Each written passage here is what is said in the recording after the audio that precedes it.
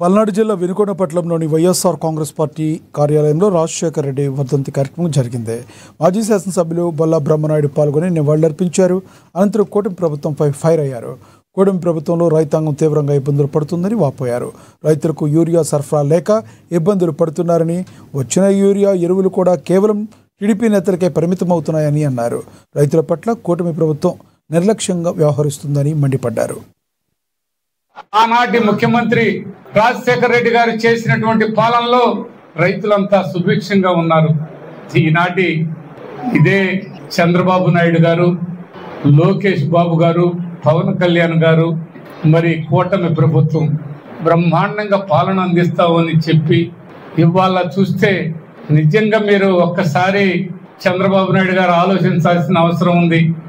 ప్రతి రైతు సోదరుడు ఈరోజు అన్ని విధాల భార్య మెడలో పుస్తులతో సహా తాకట్టు పెట్టుకొని వాటిని మరి పంట రూపంలో ఇంటికి రావాలని ఎంతో పెట్టుబడులు పెట్టినటువంటి పరిస్థితి. ఆ పెట్టుబడులకి కనీసం కూడా కూలి కూడా రాని